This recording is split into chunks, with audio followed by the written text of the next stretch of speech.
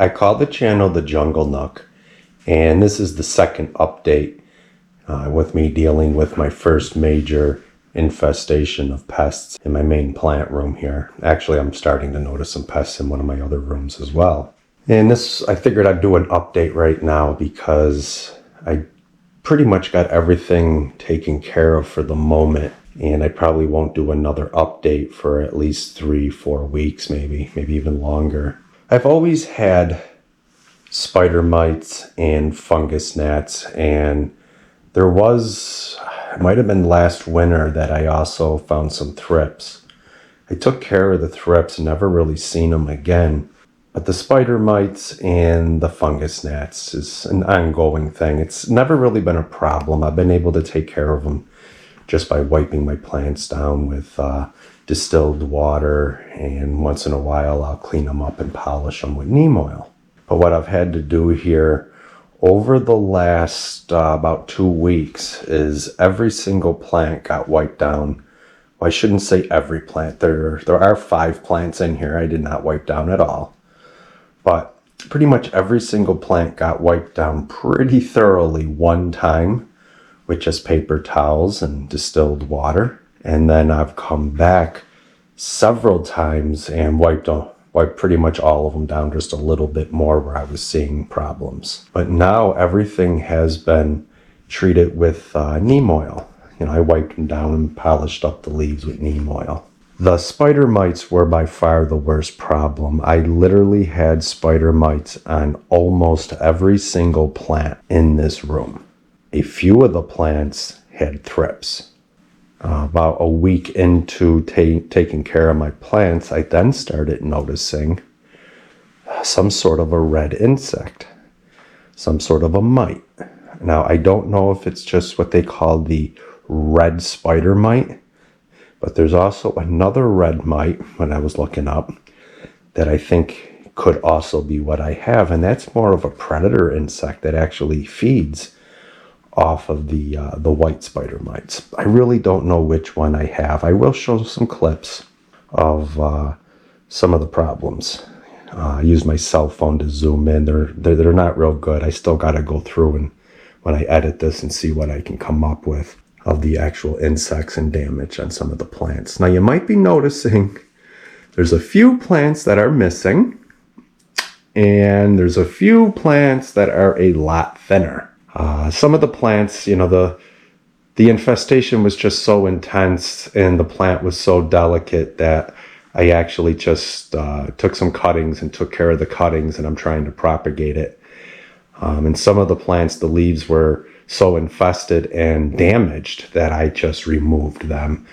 Right here, this is one of the plants that you might notice is a little bit thinner, as well as this golden pothos is quite a bit thinner. I've never had problems with golden pothos with pests before. I was really surprised. Same with my monsteras. Apparently the thrips, you know, they seem to like the monsteras. And these guys had spider mites. The interesting thing though is I didn't realize it because the spider mites on these guys, they, let me get a leaf here. On all of them, it was right here. Right where this like stem or whatever this is touching the leaf. It was there. They were all right there. Right in here. And they were pretty dense too. And what had happened is over time, the leaves started to wilt and even start to turn yellow. So I just started removing some of them. But yeah, this plant's a lot thinner. So is this guy right here. But I mean, you can't tell this. This one keeps pushing out more and more leaves. I don't know. I have my camera or my cell phone that I have better close-ups. I don't know if you can tell or not, but yeah. If you look at these leaves around the edges and stuff especially. The interesting thing is, which I was not expecting, is, here's what you might be able to see pretty good. They're greening up again, which I'm real happy about that.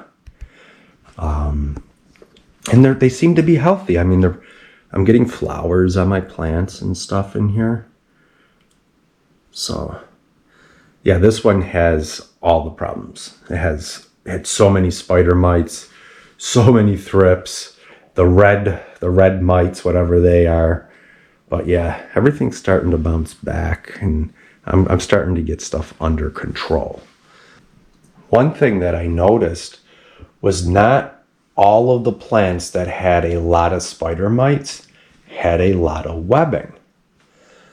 But the ones that did have a lot of webbing were also the ones that I noticed the thrips on, as well as those red mites.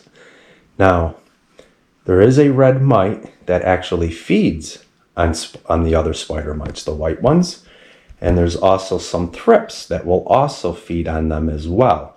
They still go after the plant, but they also go after the spider mites. And I learned that spider mites produce webs as a self-defense.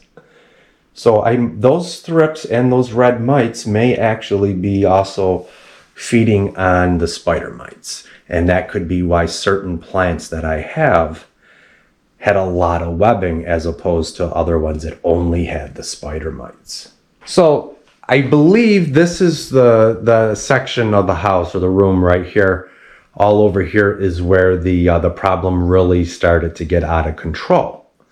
I have 2 vents against the back window there, and I think when the heater's kicking on, it was helping them to migrate throughout the room, because the farther you get away from this section here, the problem really did decrease quite a bit. It wasn't as intense, but you'll see a bunch of these plants are a bit thinner. I had to remove a bunch of leaves off of this plant right here. Not all the leaves that I removed were necessarily from insects. You know, it's winter, less hours of daylight. You know, some of the leaves that were just shaded or they aged out. Like, for instance, although I had thrips all through this area, when I say all through, the thrips were not that big of a problem, really. This plant was this and one other plant was the biggest issue. This plant here, as I was trying to clean it, I was just seeing them come out from under the leaves and walk around. And this plant was outside for the summer, and I do believe I forgot to wipe it down with the neem oil. So I don't remember if I did or not. I might not have wiped this one down, which could have contributed to that problem. But these monsteras here had a few thrips on them. But I think the reason I had to remove the leaves on these was they just aged out or dried out. Like, I do not believe this. This isn't thrip damage. I'll show you thrip damage on some other plants. I learned some things though, like it depends on the plant where the insects prefer to be, and also the damage that they cause can look a little bit different depending on the plant. This one's a lot thinner too. And I know for a fact that I wiped this down really good with the neem oil, but it's okay that I lost a bunch of leaves. This was the one that was really infested down here, right in this area here, with the spider mites, the white ones, right down in here. But this plant has so much new growth getting ready to come out as soon as spring gets here. There's quite a few of them on here.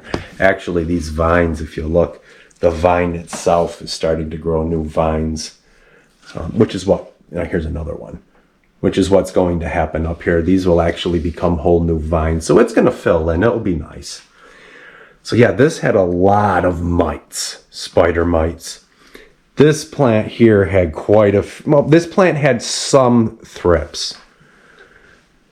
This one over here, loaded with both the white and red mites and thrips. But down here, all I did is I just sprayed these plants down. I really don't see any issue with them, and they haven't been here this long, the plants that are down here. Over here, you can see some damage. I think this is from thrips. Oh, yeah, so this had thrips on it. This plant had thrips. Not really many spider mites, but it did have a few, but it was the thrips. I had to remove some of the leaves, because if you see these kind of spots, and I'm not sure if that's actually from this particular spots, these ones here are actually from the thrips. But there were thrips underneath some of the leaves, And those leaves had a lot of these spots, a lot of them. So I just removed them. There were a few spider mites on these guys too. I wiped them all down. I gotta wait a few weeks now to see how things rebound. This guy had spider mites, just the white ones over here. Yeah, some of them down at the floor down here. There were some the red ones and the white ones on these guys down here. I cleaned all these up. But the fig tree right there. Oh, what is that? Is that a thrip? What is that? Oh, I don't even... Wait. What is that? I don't know. I can't see. I don't got my glasses. It's just going to say this plant has no problems. It might have some residents, unwanted guests, maybe. I lost some plants too. I did take a quick clip right here. I had to get rid of the both of these plants right here. They were just so infested with the spider mites, white and red, and thrips. So many. It was just unbelievable. A lot of the growing tips, both these plants, they died. These are some growing tips that I was able to save. These were the absolute best ones. And I'm going to restart this plant right here. Not too many problems over here. Spider mites. You'll notice there's a plant missing. We'll go in the other room and look at that in a minute. There's a plant missing back here.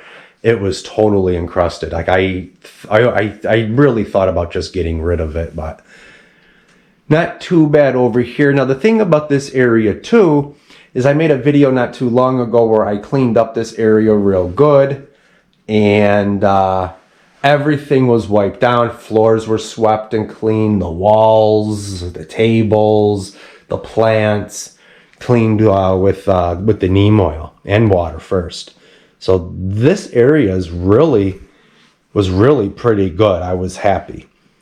When I made that very first video, when I first found the problem, I was really overwhelmed. It appears right now that it's not, I didn't need to be as overwhelmed as I was. I felt defeated before I even began dealing with the issue, because I did not know how I was possibly going to be able to remove these guys the way I wanted to without heavy-duty insecticides. I thought, by the time I get one spot of the house cleaned up and I move over to another one, that they're just going to keep repopulating and keep spreading, but that does not appear to be the issue. I was just overwhelmed. I was scared. I was panicky. I was very emotional. I've watched other YouTubers where they have pests on a few of their plants and they get real emotional, and I was, they're just plants. Well, I get it more now, because it affected me a lot. It really did. So I totally get it now. I get it. But the plants seem healthy. Like, look at, they got new growth. They got flowers. These are actually flowers right here that just aren't open. They don't really open until it gets dark. But there's a bunch of them. These aren't leaves. These are actual flowers. It's just loaded with them. They're all over the place. And I have a lot of plants that have variegation too, which made it harder to see stuff. But see, here's new leaves. We got a bunch of new leaves. They're opening still, just super slow because of the time of the year that it is. But they're doing good. This guy's got a flower too, I believe. It must be what it is. This guy's got a flower, two of them actually. Here's one. One over there too.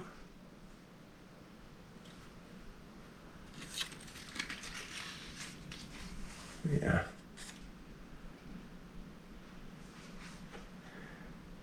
doing pretty good. My plants were really healthy. I'm very lucky that I had made sure that I had healthy plants, especially over the winter. I did not reduce the watering or the fertilizing, and I even added a couple extra hours to the grow lights.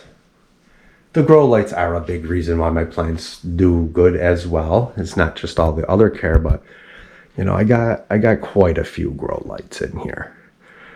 So, you know, not everybody's going to have a lot of grow lights like this, but you might have more windows. My windows don't do much for me. My windows do a lot. I just wish I had more and the house was positioned better.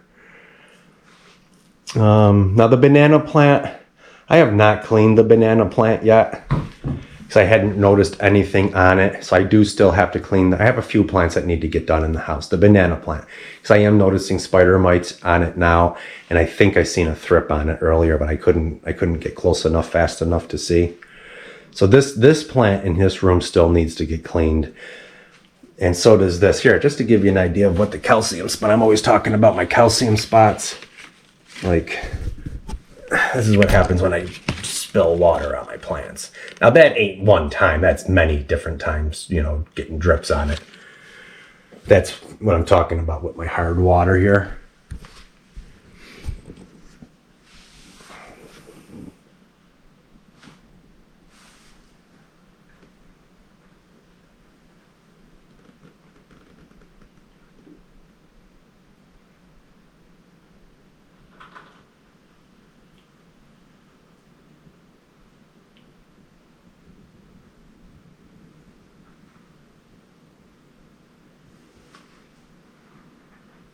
Just let you get a look at some of the plants. They are doing good. I did not expect these plants to be looking this good. I did not. I'm so relieved, so happy.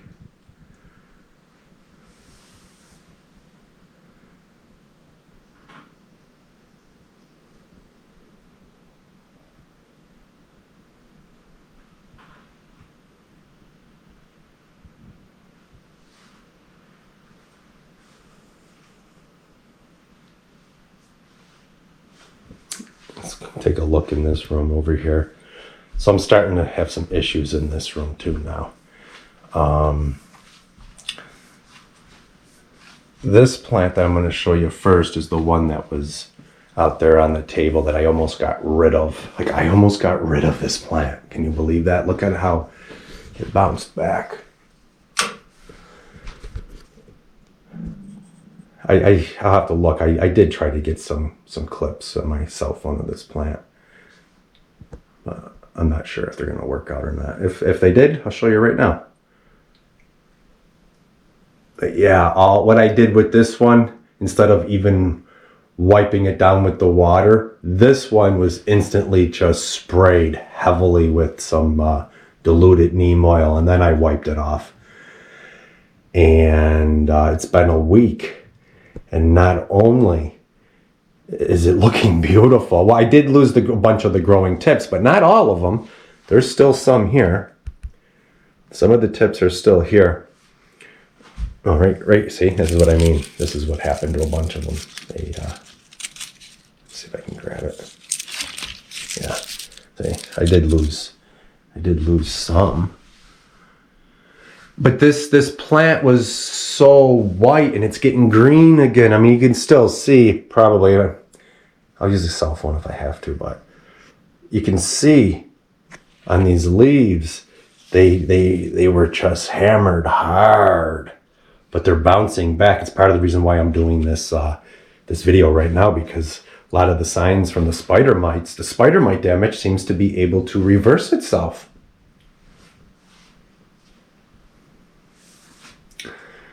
Now this plant here, one of my more recent videos, I had some propagations in some smaller pots that I put in a hanging basket, but I also went out and took a clipping and took the nodes and put it in here. I think I have a clip too. I'll show you that right now if I have it. This is one of those red mites. There's quite a few on here, really. So those red mites were on here. and a few spider mites. I mean, hardly any, but I did spray this down. I moved it on this table. I'm not really isolating my plants. I don't really isolate them. I guess they're isolated now, but I put them here because this is plastic, and I just saturated them. This plant was sitting here, so I just lightly sprayed. I didn't even bother trying to wipe these down, but I'm pretty sure I got mites on these guys now too, because I made those cuttings and put them in here. Oh, here's a better example. I hope this don't have thrips. You know, I haven't looked at this plant. This room hasn't been really touched much, but like I had a lot of leaves. Actually, didn't really look quite like this, but they had like these spots, like these ones, but it was just all over them.